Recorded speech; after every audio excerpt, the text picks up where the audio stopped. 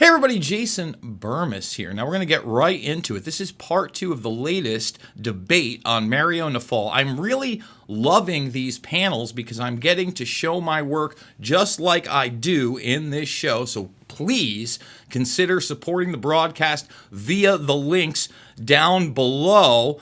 Now, in this show, at the end, we're also going to show you a segment from Invisible Empire detailing the arms trade and the Iran-Contra affair so people can really understand the connections and how the world works. Buckle up and get ready to make sense of the madness. And I just don't understand why the Republican Party continues to just, make promises and then not follow through with them when they have the power. And there's just so much that could be done that they say, well, it's 2026 or 2028. Now's not the time. Now's not the time. We had the big bloated budget pass, which is a bunch of partisan pork.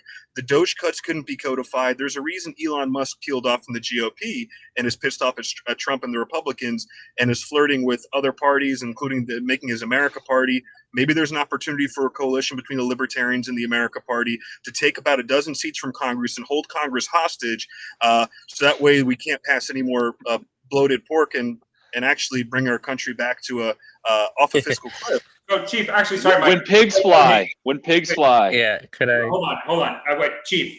Sorry, Mike, I swear to God, I'm so sorry. Chief, here's my question. Let me back. I promise. Hold me. Chief, let me take Josiah's perspective, though. Because he has a point.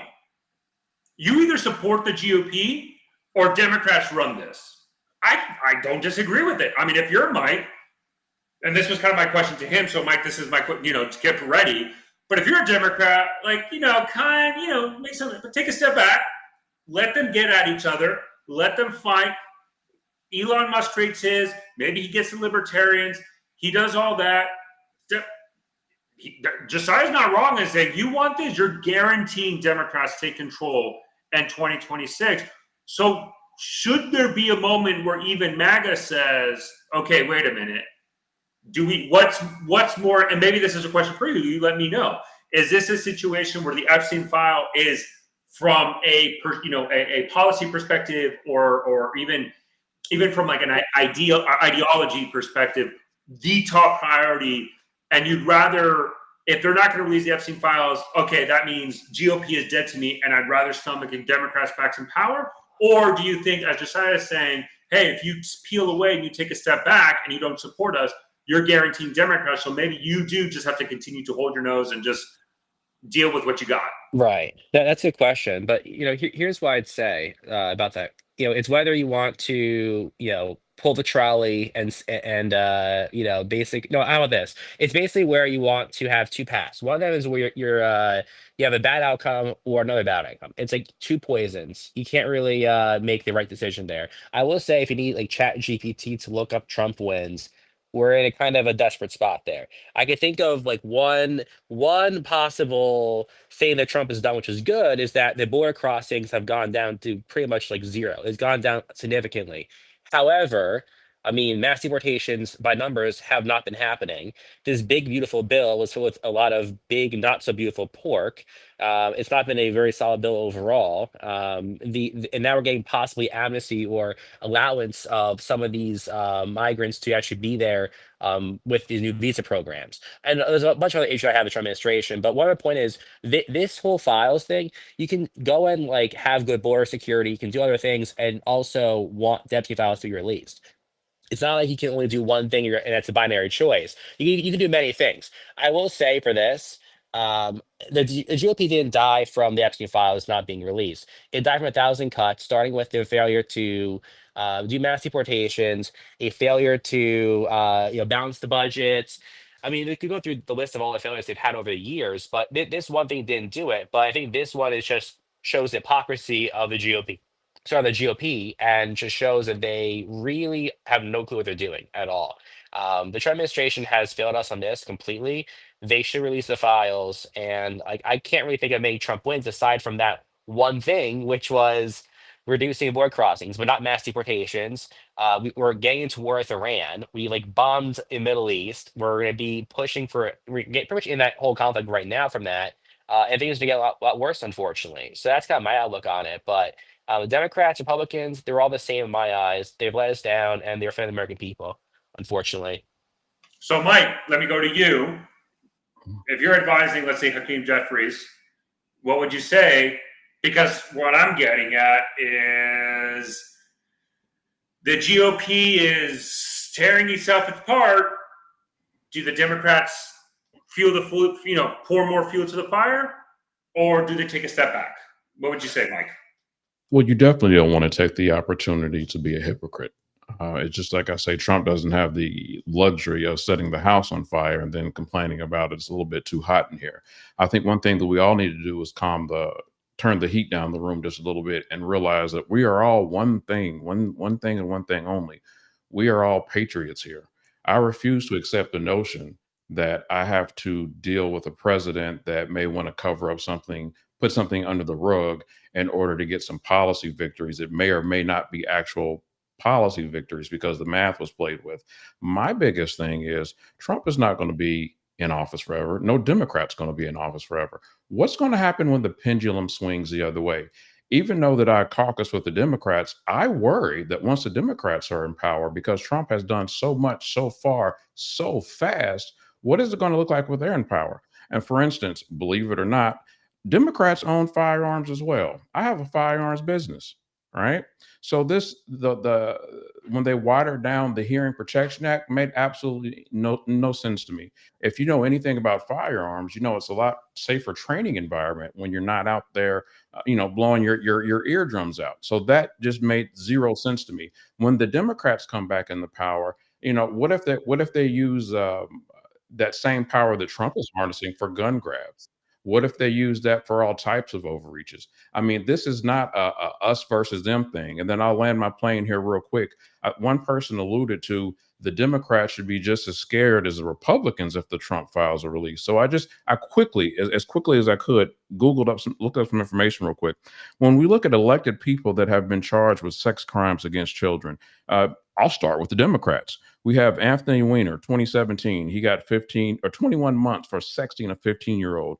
Robert Jacob, he was a mayor of a city in Cesspool. He's on trial right now. It's pending.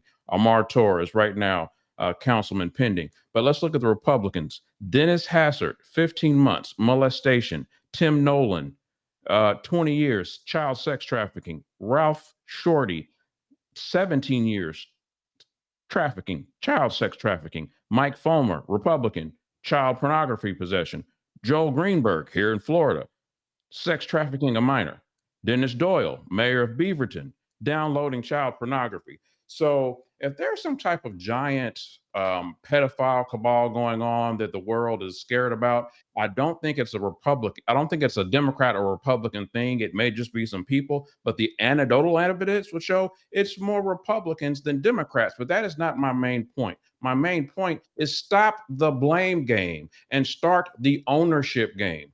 We were all played, everyone, Democrats, Republicans, independents, green people, red people, I don't care what you are. We were all played by this. If you are continuing to support this, I talked to a lady the other day and said, well, you know what? I'm still going to stand behind him. Even though he lied to me, it's okay because Kamala may have lied too. Ma'am, do you have any evidence that Kamala would have lied to you? No, but there's just a possibility. If we live in that type of country, we're going to be in trouble for the next 100 years. Can I just add to one person that he did not mention that he should have? Barney Frank, actually, although never convicted, had ethics committee hearings because he was running an underage brothel through one of his paid assistants in D.C. during the late 80s, early 90s. Anybody can look up a skeleton in Barney's closet for that. Stefano, I'd love to address the Israeli issue because everybody's has their own little opinion, right? I was literally going to go to you next and say, Jason, I mean, I know you have like the pictures ready, so just go. Well, let's talk about the Israeli issue just really quickly, because what I think you have is this symbiotic relationship where you have alliances and proxies and plausible deniability built into some missions. For instance, if you look at the movie Argo, I mean, Hollywood has aggrandized that Israeli CIA mission to make the fake movie. Arnon Milchan, who's big Holly weird forever, he was an outward Mossad and IDF, undercover operative. Did a ton of things for them. All right. Then you look at Iran-Contra, which has been mentioned many times here, and Adnan Khashoggi. A lot of those arms deals, again, where the arms were being bought by Israel in Poland and Czechoslovakia, then shipped down to Bolivia and then to the rest of the world. I tagged you in a section of my film, Invisible Empire, that lays it all out for you, all admitted. When that happened, you also had Adnan Khashoggi, who was mentioned here, brokering a ton of those deals, a man who had a harem and was in business with Jeffrey Epstein during the 80s. So that would be one of the symbiotic. Now, let me talk about the ones that maybe you have that blackmail aspect, because that is going on all the time. Pollack did that interview with John Kiriakou, and John Kiriakou mentioned this network of Israelis that was being picked up just prior to 9/11 throughout the country. Okay, and this has absolutely been reported on. There was actually a 5-part series by Carl Cameron and Tony Frost of Fox News. Tony Frost would become the press secretary under the second Bush. Now, that network would get picked up pre-9/11. They were art students. They also had kiosks in malls, but they had penetrated all these different, not only known military bases and intel offices, but secret ones as well. Well, it just so happens that Israel at the time had companies called Amdocs and Comverse that essentially all telecommunications had to go through them. So they wouldn't be able to say wiretap something, but they would have a phone record of one number to another and how long that would take. So on 9/11, several of these operatives are picked up. You've heard of the quote-unquote dancing Israelis. They weren't dancing, but they were certainly... I'm really sorry, Jason. Let me share some breaking news. Sure. If I may. So this probably was because of the relationship aspect, but Comey's daughter fired. Prosecutor who handled Epstein and Diddy's case gets axed. Maureen Comey, who handled the Epstein and Maxwell cases, just got the boot. Fired under Article 2, meaning presidential authority. She prosecuted Epstein. And then I'm reading from Mario's direct tweet, in parentheses, who, quote, killed himself. And then Maxwell convicted, and Diddy acquitted on some of the charges, but convicted on others. Trump's been calling the Epstein files a hoax created by her dad, James Comey, the former FBI director. Now his daughter is out of a job. So, sorry, I know, Jason, you're laying this out, but I have to go to this. You're firing the lead prosecutor who, for however flawed you might say it is, however flawed it might be, it is. She was the one who was investigating Epstein. She was the one who brought the charges against Epstein. She's the one who convicted Ghislaine Maxwell. And a lot of the information we have publicly available, at least at the moment, is because of her case. And she just got fired after Trump alluded that the Epstein files are a Democratic hoax done even by the support of James Comey. So,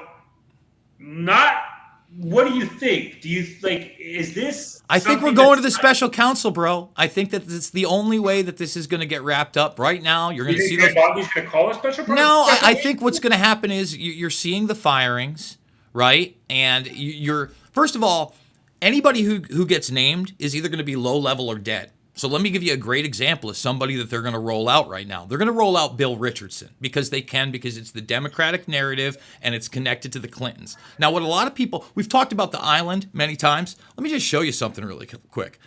That's a little bit more, secluded than an island that has other islands on it. That is Zorro Ranch, which was never investigated. And guess what? Bill and Hillary Clinton, according to people that work there, actually had estate parts there. So this is the little ranch. They stay in this red building, I believe the big one right here, and that was like their little garage. So we talk about Ehud Barak. But again, Bill and Hillary Clinton at Zorro Ranch never been investigated. At the same time, you have Epstein's lawyer saying he was a big part of the Clinton Foundation, the Clinton Initiative. Bill Richardson, who was the governor of New Mexico, very involved in that, and also ran for president back in 2008. So look, gear up for it. A lot of the names that are already out there are now going to be brought out probably over the next couple years. I think they have to get it going if they don't want to lose seats before the midterms. So expect it, I would say, probably within the next 3 to 6 months. But don't expect anyone to be arrested. Even in the Ghislaine Maxwell trial, you have to understand that some of the documents were not allowed to be seen by the jury. The majority were, but then you have to ask yourself, just like the FBI document I just showed. Well, who approved this, and why can't we know who approved it? Why is this big part blacked out right here? Why are you telling me there's no documents when there's one right in front of me? So it's literally like, don't look up, right? Don't believe your lying eyes. And I think they're going to try to fix that through a special counsel and, unfortunately, some type of 9/11 commission style whitewash. It kind of turns my stomach, Stefano. So by Dave, James Clapper. Dave, let me go to. I'll let you answer, but I wanted to go to you. Let's say they announce a special counsel, and I don't know, I'm going to throw a name out there. Bill Barr.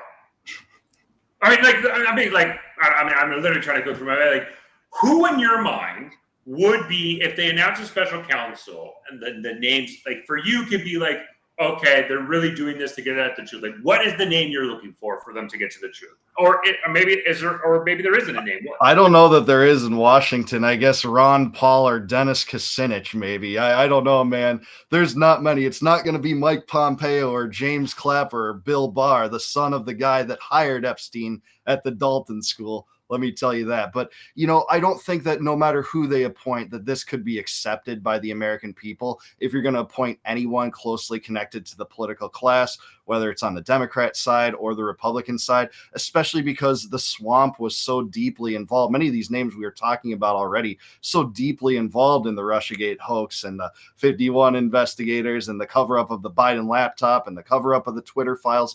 The list goes on and on and on. So, Stefano, I don't know that there is an answer outside of, that the white horse that is, an endangered species in Washington, D.C. Stefano, because you just said Bill Barr, let me just show you one video quickly. Why? I'm not concerned what I say now on this live stream. Listen, this is why it could never be Bill Barr. Watch this. This is how absurd that is. I want to make sure I pronounce her name correctly. Ghislaine Maxwell is now in federal custody. Number one, can you ensure that she will make it to trial? Jeffrey Epstein died, suicide situation. Are you locked in on this to make sure that doesn't happen, sir? Yes.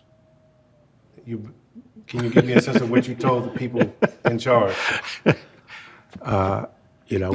It's hilarious to them. He's laughing when he's asked whether or not they can keep her alive. They both smile about it. It's a bad joke, dude. Like, again. Okay, actually, Jason, this is a question that let me leverage that. Okay, Ben, I'm going to go to you for this question. If this is all a bullshit hoax made up by the Democrats, doesn't mean Ghislaine Maxwell should get a pardon.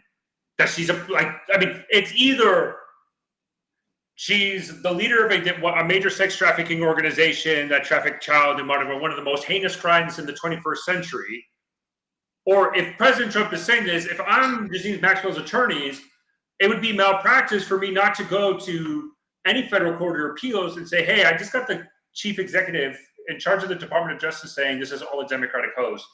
So which one? So if there's nothing there. Is she just basically a victim of political prosecution then, based on that argument? 100%. Yeah, she walks. Like, that's what, I mean, how many pictures does she have with Donald Trump? How many times has Donald Trump taken a picture with her and he's just like, these guys are just mighty fine people, but it's more, I think it's kind of funny that Pam Bondi's doing a lot of the legwork on this, because I don't know how many people remember back in 2016 when, she was given $25,000 from the Trump Foundation, for Trump University or whatever. And then she immediately joined his, impeachment defense team right afterward. So Pam Bondi has a long history of defending Donald Trump scandals. And I would not be shocked if Ghislaine Maxwell walked off of this based off of a conspiracy that Donald Trump is creating in real time. So Grant, let me ask you this question. Let's say that actually happens or something, like, with all this. And because again, it's how he's framing it. I look at commentators and how Trump is saying this, right? He's saying this is all a hoax. It's all a hoax. The Epstein files hoax. Now he's calling it. People are then saying, so what? Ghislaine Maxwell then is innocent and she's just a victim of political prosecution. I mean, and is that something that maybe even I mean, look, I don't know what's out of the realm of possibilities at this point with this case because everything seems fair game. I mean, is there a situation that even maybe Donald Trump tries to commute or pardon her? And if he does that, what the hell happens then? What is the reaction for people to do that? That's a good question. I haven't thought about that, whether or not Trump's going to pardon Ghislaine Maxwell. If it is a hoax, which I don't think it is, it would make sense to pardon someone if she's been charged with the hoax. But you're just pointing out the whole absurdity of it, right? I mean, just that's a question that basically answers itself, right? If this whole thing's a hoax, then how was Ghislaine Maxwell in prison? And here's the other thing is, yeah, James Comey's daughter, Maureen Comey, was the prosecutor on Ghislaine Maxwell and on the prosecutor for the Diddy trial. If you look at both of those trials, they're both ran the same way. They're both basically run as cover-up trials. So specifically talking about the Diddy trial, in that trial, they redefined freak-offs as not having a party where you're inviting a bunch of people over and you're sort of getting blackmail on them, that type of deal. But it's a freak-off was just Diddy just bringing male escorts for his wife, and he was just trafficking to himself. And it's like it's basically the same playbook that they were using in the Ghislaine Maxwell trial, where they run these show trials that are very limited. They don't release everything that needs to be released, and it's basically a cover-up trial. And how when Pam Bondi got nominated, and when Trump got into office, that Maureen Comey wasn't gone day one. I mean, or let alone after her father is on Instagram saying 8647. I mean, someone wake these people up in the Trump White House. Stefano, let me just say, if Trump were to actually pardon Ghislaine Maxwell, you would have not only Republicans, but Democrats outside the White House with torches. Like, no doubt about it. But at the same time, remember, when she was first arrested, what did he say? He said, what?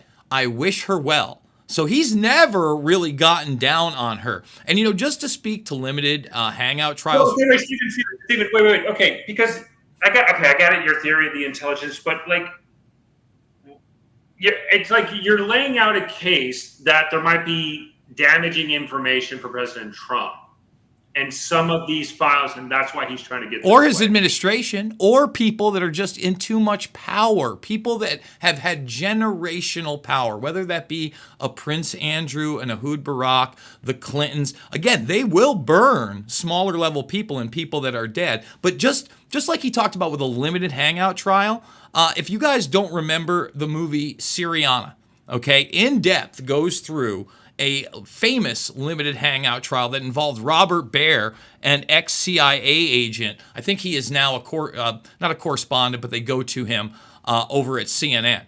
And it pretty much explains, listen, this went too high. They found people to burn. They cut deals with the people they burnt, ruined their reputations, and then give them something on the back end. Or they burn them completely and put them in prison. I saw the old Musker the Musker nuts there, saying that not one client of Epstein has been prosecuted. Well, number one, there are no clients, but the idea that no associates were prosecuted, no, actually there was. Jean-Luc Brunel was prosecuted, and he died of suicide in prison. The same guy rocking that Israeli army hat right there, who was a model recruiter. Okay, his connections to Les Wexner are there. And again, we've talked about Wexner's connections not only to Israel, but greater politics in the Middle East as well. So, that's why I would point people to the BCCI scandal, because then they did round up a bunch of the low-level bankers. What they didn't round up were the high-level members within cartels, within politics, and with the arms trade, Stefano. And that's what this is. I promise you 1,000%, my friend. Well, no, my counter to that, we do see prosecutors do this. Look, we just saw it, no conspiracy, the son of a Chapo, Ovidio Guzman, who's in prison. The Trump administration made a deal with him. He changed to a plea guilty bargain, and then they brought the family of Ovidio Guzman into the United States and gave them an asylum.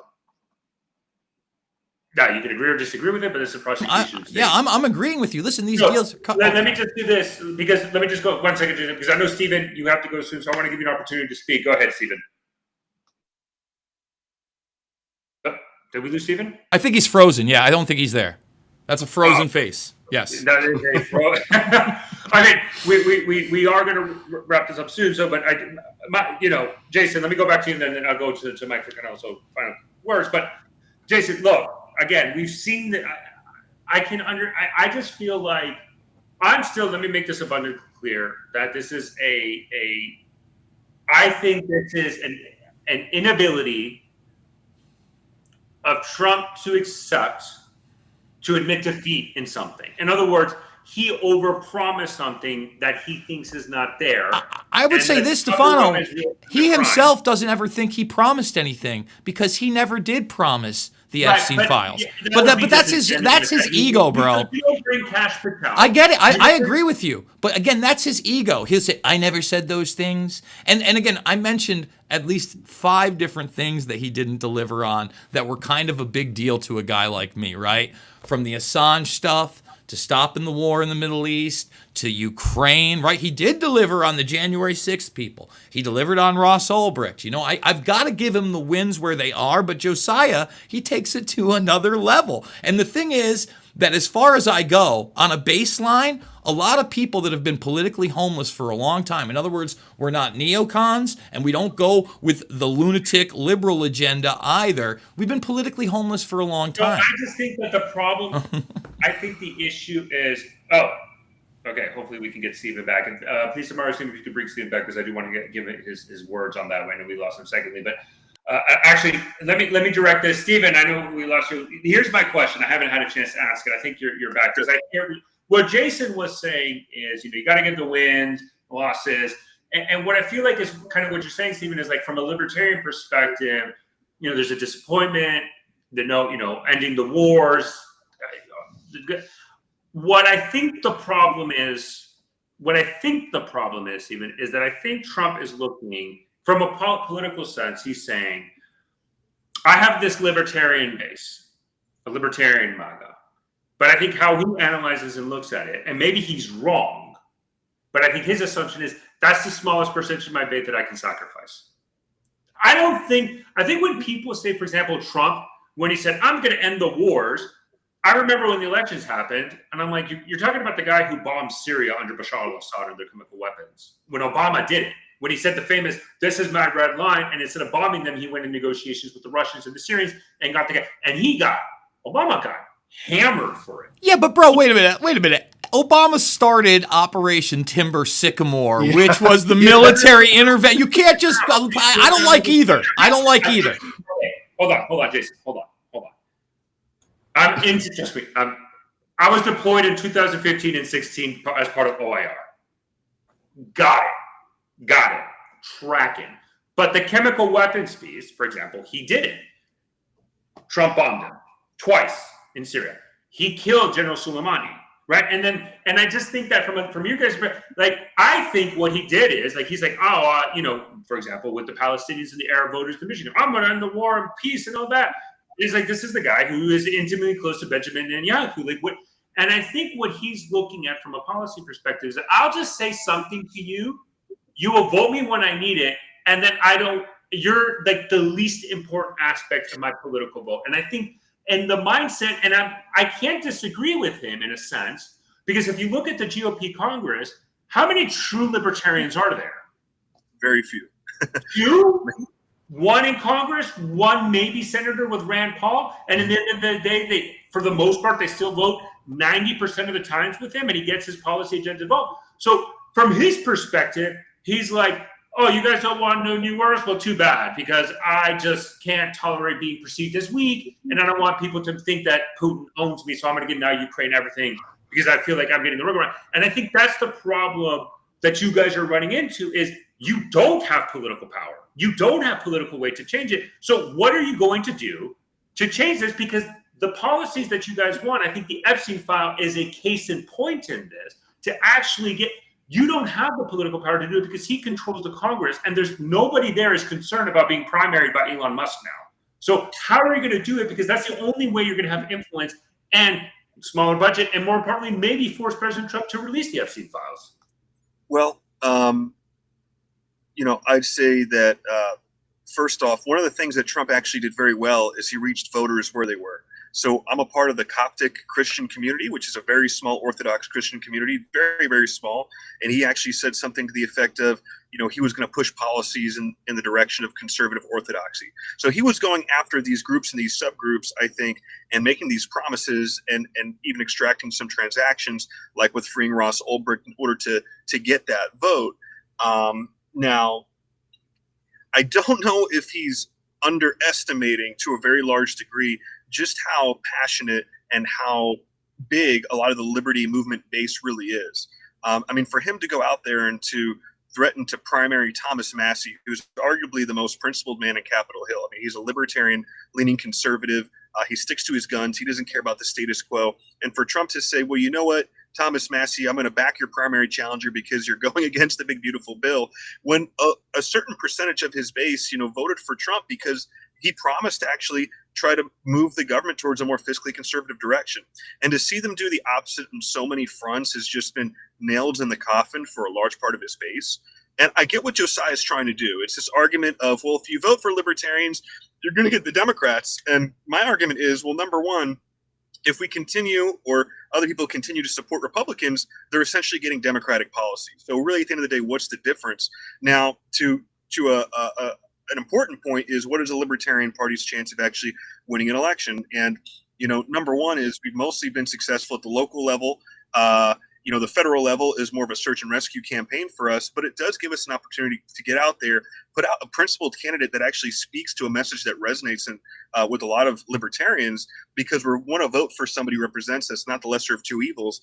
And if that candidate has a chance to get 3, 4, 5% of the vote, not only does it get us minor party status at 5%, we get federal fund matching and stuff like that, which could help and actually help us secure ballot access in 50 states, which, as an aside, is going to be a big project for Elon Musk. It's going to take multiple election cycles to actually get that ballot access.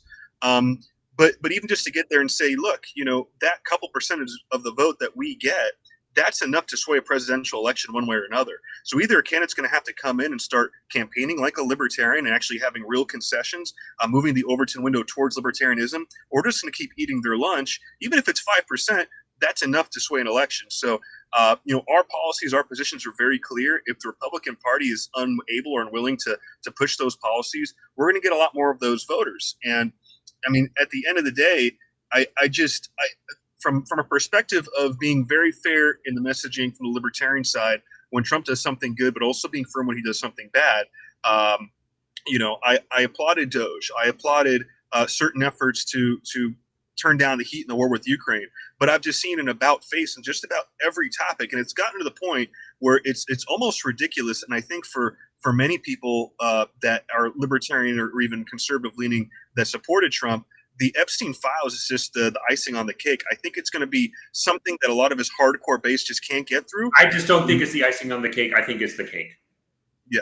I think that's where I'm analyzing. And I think if you have, for example, Chief Trumpster, he has it in his name. I've seen it in his face and all that. I think this is a key thing. And so, Mike, I'll ask you the final question. I think that the thing now that everybody's looking at is, what are the next steps? Because everybody says the special prosecutor's this and that. I just see President Trump, he called this the people who believe it's stupid. And what's interesting is nobody is defending. Nobody's trying to do what they do in the past with Donald Trump, or he says something and no, he didn't, like the both sides in Charlottesville, right, and all that, like that whole, no, he meant this, or no, he didn't mean this, he meant that. Like this one, everybody's like in concurrence and in agreement. Even President Trump's like, yeah, I called my base stupid. Deal with it. Mike, from a political perspective, somebody who's been involved in politics with the Democratic Party and all that, do you think that's something that might be considered political suicide? Or do you think this is going to blow over? And I think that's kind of what Josiah says, like, look, in 6 months from now, we're not going to be talking about this. We'll be talking about something else. How long-lasting is this Epstein file and the reaction of the Trump administration and President directly? Can this last to 2026 and 2028, or we're talking about weeks or months at most? This is the first time in Trump's political career, if you look at the first term or the second term, where he couldn't snap his fingers and everybody come in line. You look at every unpopular decision he ever made. As soon as Trump said, this is what we're going to do, I need everybody on board. We had senators, we had members of the House. He called overnight, he would change votes. He killed the Langford bill right there on the floor right before they would vote for it, which would dramatically would have changed immigration and would have given the Democrats a win. He specifically said, don't give the Democrats a win, kill that bill. It was a Republican bill, dead, squashed. This is the first time where people have actually said, you know what? I'm not just going to fall in line this time. And it is because it was built on such a deep, thoughtful, theatric lie. You can't, it's just, it's Pizzagate on steroids. You can't walk around saying there's these files and all of these people are in it and it's on my desk and I'm going to release it. And you can't, and then you have these empty binders. You can't have, I know he's a showman and people appreciate the fact that he was on The Apprentice, but you can't have a cliffhanger here. This is a country. This is America. These are people. They have feelings. They have emotions. People that worked on my campaign have knocked on thousands of doors. These people put their hearts into what they're doing. You can't treat them like an audience. And I think this is one play where he's not going to sell very many tickets. Yeah, man, I think of all the schisms that have come to the Trump administration, this is the most major, whether it's the one with Musk, whether it's the big, beautiful bill where he's out there dragging Massey for opposing it. And hey, by the way, I endorse Lindsey Graham no matter what. The bombing of Iran, you saw a split within his base on all these things. Jason actually did a great job of laying a lot of it out yesterday, brother. You did. I think this is the biggest impediment to maintaining that coalition that support him. I don't think it's going to go away. In fact, I only think that there's two ways in which this could go away and not affect Trump in the midterms. One, he abolishes the IRS tomorrow. Two, he bombs another country tomorrow. I prefer the former rather than the latter, but that's the only two ways this is going which country? away. You know what, Dave, you said it. What country is he bombing? Well, it's going to be Iran. Come on, he's taking the John McCain line. He's already done it. There's precedent here. Mexico, maybe? Cartel? Mexico cartels. It's not Vivek, man. Yeah. Okay, so let me ask this question to the others, the same one of is this long-lasting split, short-term? So I'll go that, and that's how we'll end this. Grant, what do you think? Short-term, long-term split? What do you say? I mean, I hope it's short-term. I'm someone who leans libertarian. I'm not active in the party. I supported Trump in 2024, but it's for the reasons that he was saying that he wanted to end the war in Ukraine in 24 hours. I mean, what's the whole point of draining the swamp if you're not going to drain the swamp? But I think libertarians can use their capital. It's got to be strategic. Even if it is 1 or 2%, that makes a difference in Wisconsin. That makes a difference in Michigan. That makes a difference in Pennsylvania. So hopefully this is short lasting. But that's the only way that libertarians can make our voices heard is, I guess, take to X. That's the whole point of freeing the bird, right? That's all we can do is make our voices heard. Trump's going to have his base, and the Republicans are going to have their base, and the Democrats are going to have their base, right? They're all going to have their 48, 49%. Who's going to get that other 1 or 2%? And it wasn't just libertarians like in Michigan. There was a lot of Arab and Muslims that voted for Trump in Michigan because they thought, hey, this guy was going to end the Israel-Gaza conflict. So, I mean, it's not smart. It's not smart politically for Trump. Again, I'll finish by what I said at the very beginning. It's not smart politically for Trump to be in this boomer Fox News bubble. It's just not. I mean, it might be popular with Mark Levin. It might be popular with Sean Hannity. It might be popular with Lutnick, right? It might be popular with a lot of people that are advising him in the White House. But it's not popular among independents and libertarians. Yeah, you're going to have your MAGA base, but if you want to have that coalition, RFK, libertarians, independents, Muslim Americans, even Mexican male Americans. Trump was winning Starr County, Texas, a border county up against Mexico. You can't be bombing Iran, continuing the war in Ukraine, and not delivering through on your promises. Ben, let me ask you the same question. Is this Epstein file reaction, messaging, whatever you want to call it, a short term or could be a major split with MAGA? Is this the biggest political crisis for President Trump? I don't know if it's going to be the biggest, but this is definitely a long-term split.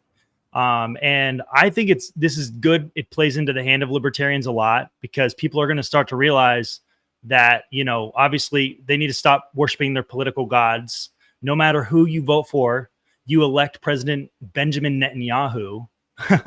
And then it also helps us because we figure out ways to decentralize everything, build alternative systems, whether it be cryptocurrency, agorism, self-defense. But the biggest thing for me is I'm hoping it drives more people to New Hampshire, the freest state in the country, where we have over 25% of the state house here elected self-proclaimed libertarians. The head of the state house is an anarchist, voluntarist, and we are abolishing national federal gun laws. We are eliminating taxes, opening, promoting school choice. And I'm hoping that this long-term split just drives people to New Hampshire. And, we can start putting New Hampshire first instead of America first. That's what I think. So, Jason, I'll ask that question for you. I'll give you the last opportunity. What do you think? I think that the rift is there. It's going to stay. But once you see this special counsel thing rolling, I think that the hopium is going to come back. And he has a good chance, if they do it the right way and start burning the right dead people, to at least get half to 3/4 back. I don't know if he gets everybody back because there are a lot of people that are concerned with those other issues peripherally. We talked about the wars in the Middle East, obviously Ukraine, Russia, etc.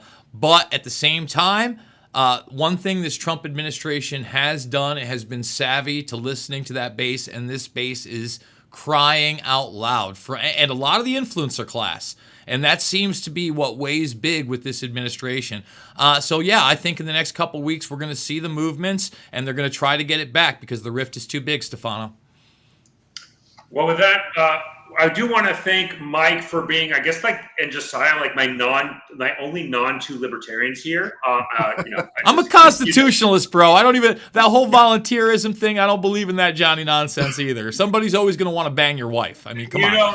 This is libertarian space. I joke it all the time, and I'm going to say it again. I've never seen more libertarians in a political discussion than in Mario spaces. But again, look, I say this every time. I'll say it again. I assure you, everybody who's listening, there's going to be more Jeffrey Epstein. This is not going away. I think, I understand Josiah's perspective, and I do believe in his perspective from the GOP saying, hey, got to pick your choice, man. But if you don't support the GOP, the Dems control everything. And he does have a valid point in that. But regardless, this is a major political thing. And I think this is a different political crisis than others, at least from President Trump's perspective, because this is something that the crisis is coming from his base. This isn't something imposed on him because of a DOJ prosecutor, an FBI director, the media, a story from the New York Times, none of that he can pivot and flow away for somebody else. This was Pam Bondi, who released a memo that Axios got, and the first reaction from everybody is this is fake. And even if you remember when the Axios link wasn't working, they took it down, they took down the story. And then Pam Bondi confirmed it, and then the crisis happened. And this is where I think this is an interesting aspect since President Trump went down his escalators, announcing his candidacy in 2015 all the way to now. This is the first time where really the crisis is happening within his base. And I think this is a difference. The question is, how is Trump going to answer that and address it and manage it? And then the overarching aspect of that goes to a bigger issue in Americans, at least in the sense of what Americans believe in, is in this justice system, this tier 2 justice system. Because maybe there isn't a list. Maybe there isn't. For whatever reasons, maybe there is. But regardless, it breaks at the heart of trust in the federal government. And that's what Trump won on, is to gain the trust back. And the people who believed in him the most are feeling betrayed. And so the question always goes, what about the victims of this? And how do we go forward from now? So again, I want to thank everybody who joined us. I know we had a couple who couldn't make it the full length, but I want to appreciate all my speakers for joining us. To all my listeners, make sure you follow them. Follow the ones who are no longer here that spoke with us. And also make sure you follow Mario's X page and stay tuned for the next live stream space we might have. But I promise you. Can I get three? Can I steal 3 seconds? Oh, you got breaking news? Sort of, not breaking news. Really. I think this one silver lining about this small fracture, this gives people like myself and Jason the opportunity to find the things that we see together, the things that we agree on, and I don't know, maybe form a different kind of coalition. You know what? That is something I would say. I would even say, look, you know, even Chief Trumpster, who I've been in a lot of debates with him, who's been very much a MAGA voice and on X, and very good. He's upset about it, and I don't think it's fair to. And I think that's the important thing. And I would hope President Trump, if you're listening, listen to your base. Don't. If not, look what happened to Kamala Harris in 2024. The base was screaming Israel, Gaza, end the war. Yeah. They were screaming it to the Biden administration. They didn't do it. They lost their coalition. That was a huge reason why they lost their Democratic coalition, 100%. Specifically Michigan. They lost Michigan in the Arab vote, which was a key component of Biden's coalition. They lost it. You know, you understand there's policies and there's ways that you want to fight and win elections and govern, but at some point you do have to listen and you have to make sure you're moving things forward. But with that, thank you everybody for another phenomenal conversation, and I'll see you next time.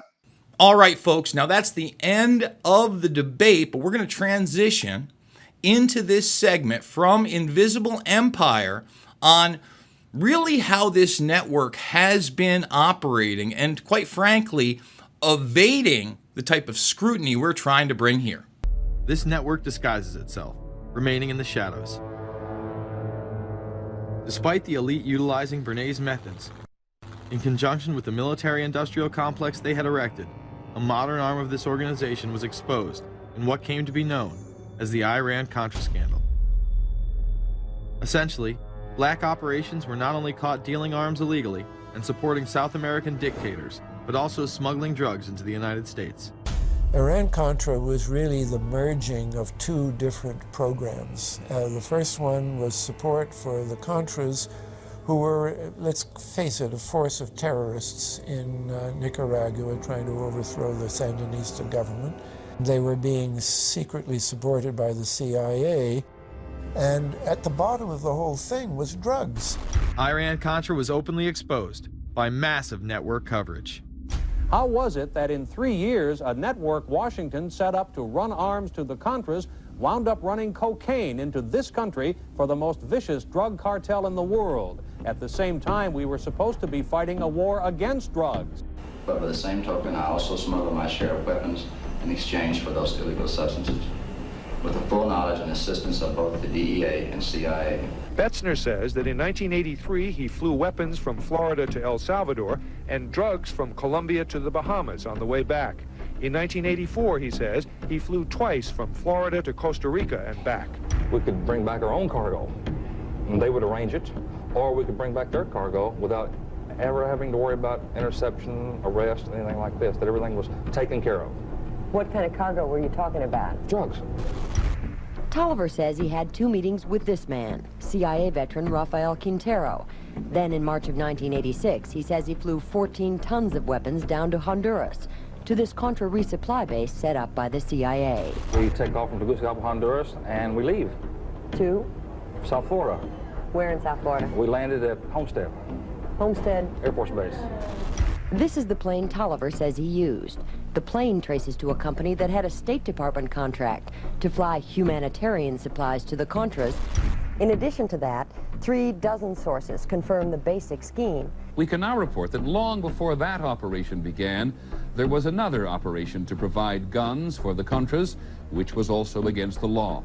In this operation, Americans and Israelis provided arms to the Contras, and then the same network smuggled drugs into the United States. The operation was launched in spring of 1983 at Washington's request, with at least $20 million of Israeli government money later reimbursed, we're told, from U.S. Covert Operations Fund. For about 5 years, people were flying arms into Iran, and most of them came from Israel. The Israelis purchased the weapons from Poland and Czechoslovakia and began shipping them secretly from Yugoslavia to Bolivia, and then to Panama. The Israeli liaison man there, this man, Michael Harari, until recently a close aide to Panama's strongman, General Manuel Noriega. You'd bring the ship into Colombia, you would load drugs aboard it, and you would bring those drugs back to Panama with you. But bringing that stuff into the United States, that was something else. I've never been so thoroughly disgusted with myself in my life. This network would also be involved in the October surprise. We really can't understand that unless we understand the so-called October surprise in the 1980 election, which is, I think, unquestionably Republicans, including William Casey, who later became Reagan's head of the CIA, negotiated with the Iranians for them not to release the hostages which were being held in Iran to Carter, but to wait until the Carter was defeated and the Republicans were in. That is what actually happened, that the hostages were only released on the day that Carter left office and Reagan came in. Unbelievably, this same network would even be linked to the BCCI banking scandal by journalist Danny Casolaro.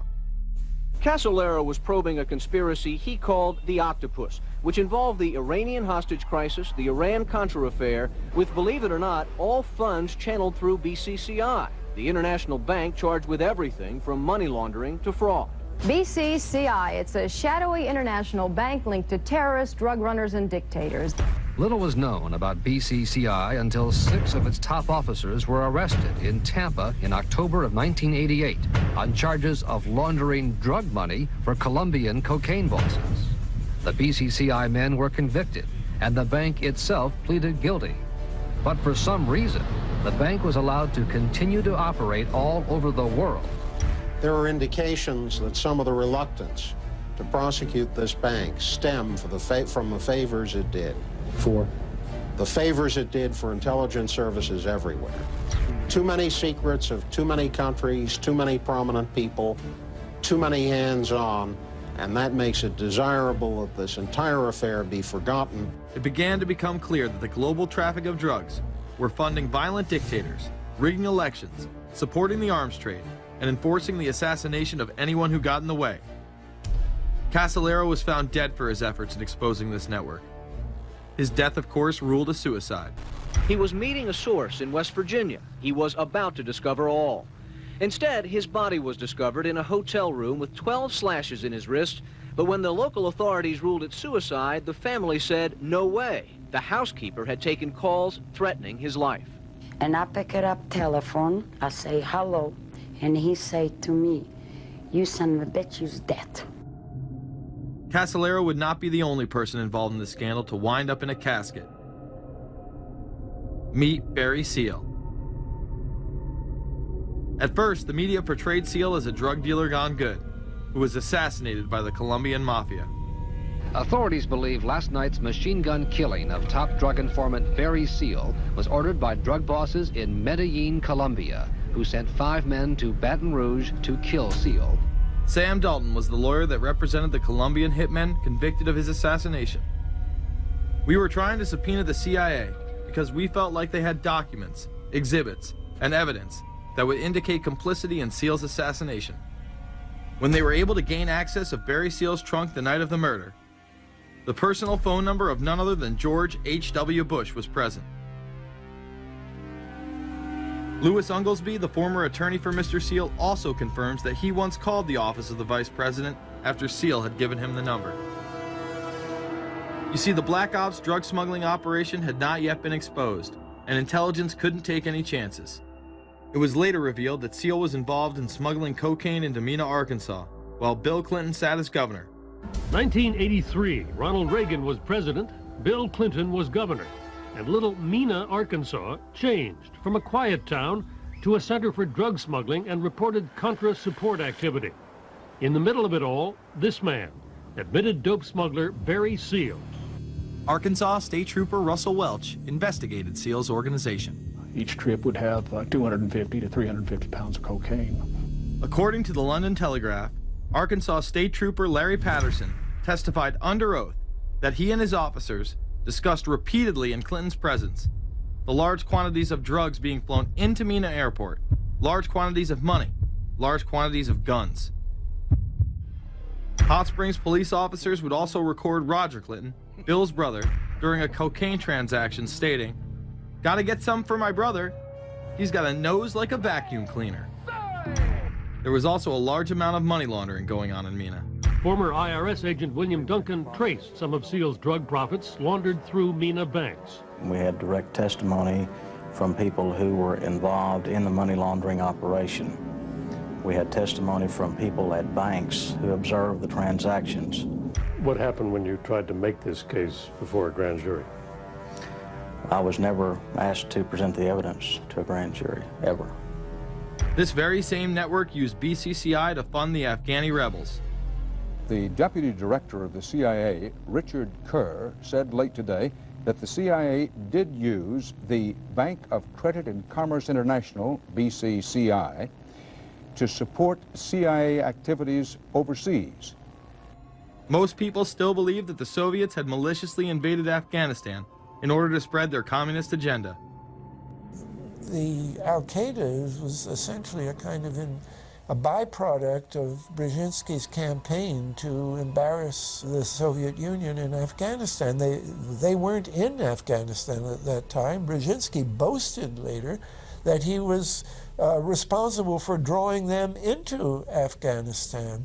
And he did this extraordinary interview with Le Nouvel Observateur in France, and they said, but aren't you worried that you've created this whole new force of Al-Qaeda? And he said, oh, what's more important, a few crazed Islamists or the fall of the Berlin Wall? And they said, but you know, is there no danger?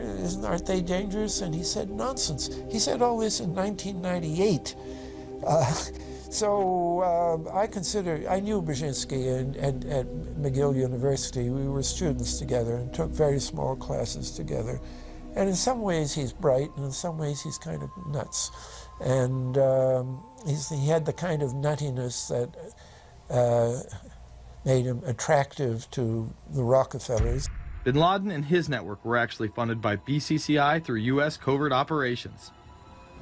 Well, the reason I bring it up, if you've ever heard any of our call-in shows, you know that we have people that think about the conspiracy theories of people like you. You would be a poster child for these people because you have served on the board of the Council on Foreign Relations. You helped start the Trilateral Commission, and you've been to the Bilderberger Group. Are people too close in this world, people in business, too close to the governments? Well, you know, there is such a thing as insidious influence. And the question is, how does it operate? Does it involve bribery? And does it involve some sort of psychological domination of individuals? I don't believe in this notion of some sort of secret societies controlling people. But of course, in any political system, there are sort of over-the-table and under-the-table arrangements. Arrangements that involved ruthless, illegal, and immoral activities in order to dominate humanity.